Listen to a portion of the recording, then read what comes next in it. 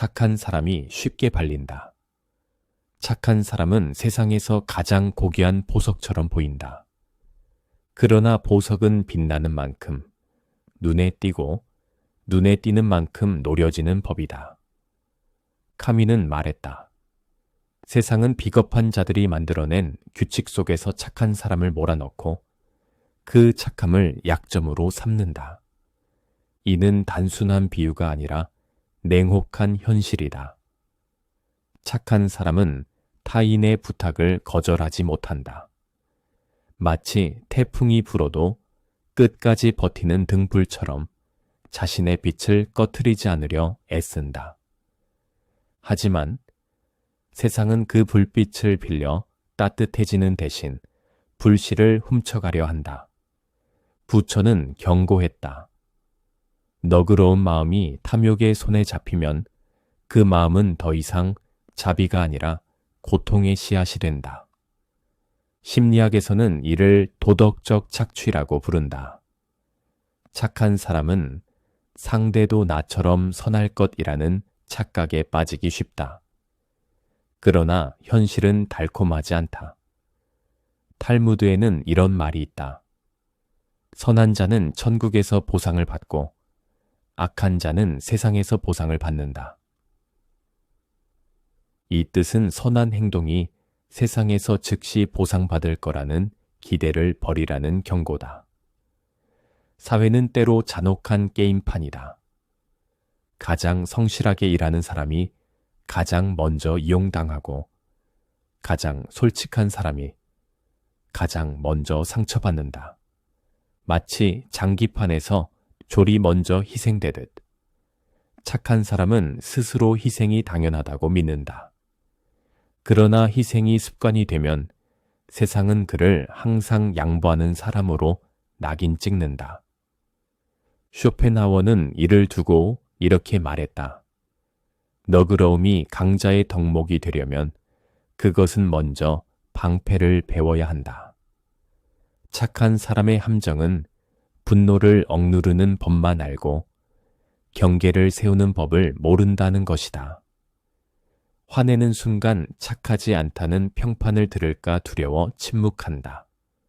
하지만 침묵은 동의와 같고 방관은 허락과 같다. 세상은 말없는 사람을 더 쉬운 먹잇감으로 여긴다. 그래서 진짜 현명한 착한 사람은 미소와 함께 거절하는 기술을 배운다. 현실에서 이런 착한 사람이 가장 먼저 무너지는 순간은 부당한 요구를 받았을 때다. 친구가 돈을 빌려달라 할 때, 가족이 희생을 요구할 때, 회사에서 끝없는 추가 업무를 떠넘길 때, 그들은 네가 제일 믿을만 하니까라는 달콤한 말로 시작하지만 그 믿음은 결국 책임 전가의 도구가 된다. 카미는 말했다. 네가 준 손길이 네 목을 조르는 밧줄이 될 수도 있다. 한 중소기업의 과장이씨는 회사에 불평 한마디 없는 좋은 직원으로 통했다. 그러나 정작 그 착함은 상사의 모든 뒤치다꺼리를 도맡게 만들었고 상사의 분노를 받아주는 욕바디가 되었다. 매번 욕을 먹으면서도 속으로는 생각했다. 이번엔 그냥 참자. 반박하면 더 심해지니 그냥 넘기자. 하지만 욕설과 모멸은 점점 더 심해졌고 이 씨는 속이 쓰리고 가슴이 아렸다. 결국 그가 병원에 실려간 날에도 상사는 그에게 보고서를 재촉했다. 어느 젊은 연인이 있었다. 그는 천사처럼 착한 사람이었다. 늦은 밤 취한 연인을 집 앞까지 업고 가고 갑작스러운 호출에도 새벽길을 달려나갔다. 데이트 비용은 물론 그녀 친구들 술값까지. 당연한 듯 매번 지갑을 열었다. 그녀의 기분이 나쁘면 묵묵히 들어주었고 친구들 앞에서 얘는 뭐라 해도 화 안 내. 개착해 라며 웃음거리로 삼아도 미소를 지었다. 심지어 명품 옷과 가방, 화장품 등을 선물로 요구하였고 그때마다 그는 기꺼이 선물을 선사했다. 하지만 시간이 흐르고 그가 돈이 떨어지자 그녀는 그를 헌신짝 버리듯 떠나갔다. 착하다는 것은 때로 깊은 바다 속에서 반짝이는 조개 껍데기를 보며 그 속에 진주가 있을 거라 끝없이 믿는 것과 같다. 그러나 껍데기 안은 텅 비어 있고 그 믿음은 바닷물처럼 당신의 천을 서서히 빼앗아간다. 결국 남는 건 차가운 손끝과 잃어버린 시간뿐이다. 역사 속에서도 착함이 약점이 된 사례는 많다.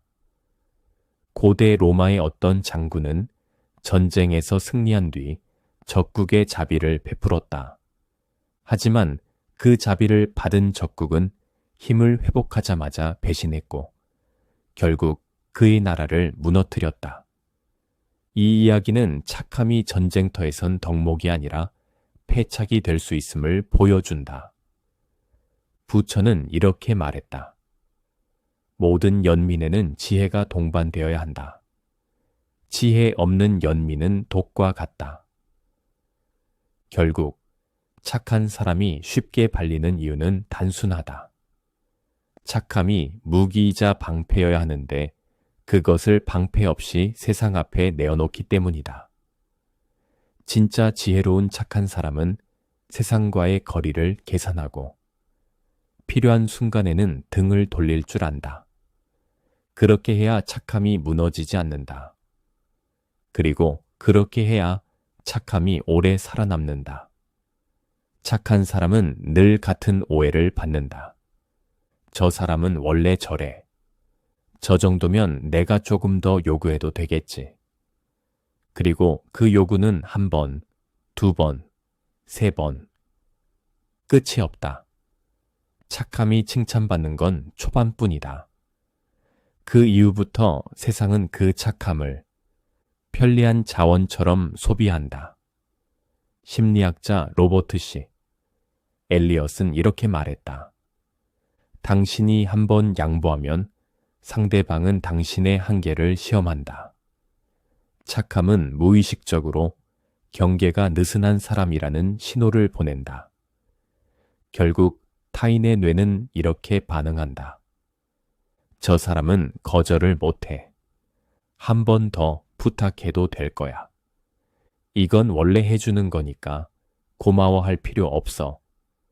이게 바로 착함이 부르는 착취의 심리 메커니즘이다. 착한 사람은 자신의 선함을 증명하려 애쓴다. 하지만 진짜 선함은 증명할 필요가 없다. 카미는 말한다. 세상에 정의를 가져오려는 사람은 먼저 정의를 빼앗으려는 자들과 싸워야 한다. 여기서 싸움이란 반드시 칼과 창을 드는 전쟁이 아니다. 때로는 한 번의 단호한 아니오가 가장 강력한 무기다. 착한 사람이 자신을 지키려면 두 가지가 필요하다. 첫째, 명확한 경계. 여기까지라는 선을 그어야 한다. 둘째, 냉철한 판단. 감정이 아니라 사실을 보고 결정해야 한다. 이는 비정함이 아니라 자기 보호다. 탈무드에는 내 자신을 사랑하라. 그렇지 않으면 남도 너를 사랑하지 않는다. 라는 구절이 있다. 이것은 나 먼저 챙겨라는 이기심이 아니라 자신이 무너지면 아무도 구할 수 없다는 진실이다. 착한 사람의 함정을 깨닫는 순간 세상은 다르게 보인다. 남의 부탁을 모두 들어주던 사람은 이제 가려서 돕는다. 모두에게 웃어주던 사람은 이제 진심을 주는 대상을 선택한다. 그 변화가 차갑게 느껴질 수 있지만 그것은 착함의 종말이 아니라 착함의 진화다. 쇼펜하워의 말처럼 성숙이란 부드러움 속에 단단함을 숨기는 것이다. 늑대는 무리를 지키는 용맹한 개를 먼저 물지 않는다. 대신 울타리 밖으로 슬쩍 나간 순한 양부터 노린다. 세상도 마찬가지다. 악의적인 사람은 단단한 벽보다 부드럽고 잘 열리는 문을 먼저 두드린다. 착한 사람은 거절이라는 무기를 거의 쓰지 않는다. 그 부드러움은 처음엔 매력으로 보이지만 욕심 많은 사람에겐 침입 경로가 된다. 이들은 어디까지 해줄 수 있나가 아니라 어디까지 빼앗을 수 있나를 계산한다. 그 계산 속에서 착한 사람은 방어 없는 성처럼 보인다. 이 심리는 학교에서부터 시작된다. 숙제를 베껴달라는 친구, 줄을 대신 서달라는 친구, 자기 실수를 덮어달라는 친구. 처음엔 단순한 부탁처럼 보이지만 그 부탁이 계속될수록 이 친구는 해주는 사람이라는 이미지가 굳어진다. 이 이미지는 시간이 지날수록 주변 사람들의 행동을 바꾼다. 도움이 필요하면 그들은 망설임 없이 착한 사람을 찾는다. 왜냐하면 실패할 확률이 제로이기 때문이다. 직장에서도 비슷하다. 회의 자료 수정, 야근 대타, 까다로운 고객 응대. 한 번 해주면 감사합니다지만 3번 해주면 원래 하던 사람이네가 된다. 이 시점에서 착한 사람은 자발적으로 도운 것이 아니라 당연히 해야 하는 사람으로 인식된다. 악의적인 사람은 바로 이 당연함을 무기 삼아 요구 수위를 조금씩 높인다. 철학적으로 보면 이런 심리는 약자의 착취라기보다 수능자의 착취에 가깝다. 왜냐하면 착한 사람은 저항하지 않고 저항하지 않으니 가해자 입장에서는 죄책감이 줄어든다. 마치 강물이 아무 저항 없이 흘러가면 사람들은 그 강에 돌을 던지는 것을 당연하게 여기는 것과 같다. 이 세상에서 가장 위험한 포식자는 이빨이 날카로운 자가 아니라 표정을 감춘 자다. 그들은 미소로 다가와 부탁을 하고 부탁이 습관이 되면 요구로 바꾸고 요구가 익숙해지면 그것을 권리처럼 여긴다. 그 순간 착한 사람의 선의는 빚으로 변한다. 결국 착한 사람을 노리는 사람들의 심리는 단순하다. 저 사람은 절대 나를 거절하지 않을 것이다. 그리고 그 믿음이 깨지기 전까지 그들은 계속 다가온다. 숲속의 사냥꾼이 항상 같은 길목에 덫을 놓듯 그들은 늘 같은 얼굴, 같은 말투로 착한 사람의 마음 문 앞에 선다. 카뮈의 부조리 철학에서 보면 착한 사람의 딜레마는 참 아이러니하다. 착한 사람이 세상을 구하려 하지만 정작 세상은 그 착한 사람의 삶을 갉아먹는다. 마치 사막에서 목마른 사람이 마지막 물병을 다른 사람에게 주고 자신은 쓰러지는 것과 같다. 카뮈라면 이렇게 말했을 것이다. 부조리한 세상에서는 착함만으로는 살아남을 수 없다. 살아남는 착함이 아니라면 그것은 자기 파괴다. 착한 사람의 마음은 맑은 샘물과 같다.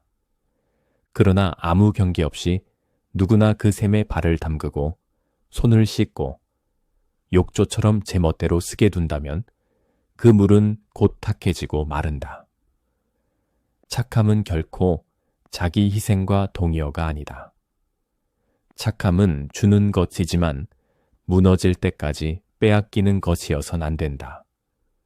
거절은 차가운 배신이 아니라 따뜻한 자기 보존이다. 나는 여기까지다 라는 선을 긋는 것은 무정함이 아니라 자기 존엄을 지키는 최소한의 방패다. 경계가 없는 착함은 상대방에게는 무기한 무료 이용권이 된다. 그들은 당신의 시간을, 에너지를, 심지어 꿈까지도 아무 대가 없이 가져간다. 그리고 당신은 모르는 사이 스스로 자기 파괴 계약서에 서명한 셈이 된다. 카미는 차갑게도 이렇게 말했다. 세상은 네가 얼마나 착했는지를 기억하지 않는다. 세상은 네가 어디까지 버텼는지를 기억한다. 착함은 칼이 될 수도 있고 방패가 될 수도 있다. 문제는 그 칼을 쥔 손이 내 것인지 아니면 타인의 것인지다. 내 손에 쥔 칼은 나를 지키지만 남의 손에 쥔 칼은 결국 나를 찌른다. 세상은 부조리하다. 착하다고 해서 보상받지 않고 선의가 반드시 돌아오는 것도 아니다. 때로는 선의가 부메랑처럼 돌아와 내가 세운 집을 부수고 마음을 무너뜨린다. 그래서 착한 사람일수록 부조리한 용기가 필요하다. 나를 해치는 관계를 끝내는 용기. 부당한 부탁에 아니라고 말하는 용기. 그리고 나 자신을 위해 싸우는 용기. 착함은 내 무기다. 그러나 그것이 무방비 상태라면 그 무기는 상대방의 손에서 흉기로 변한다. 착한 사람의 생존 비밀은 착함을 지키되 그 착함을 스스로의 피로 물들이지 않는 것이다.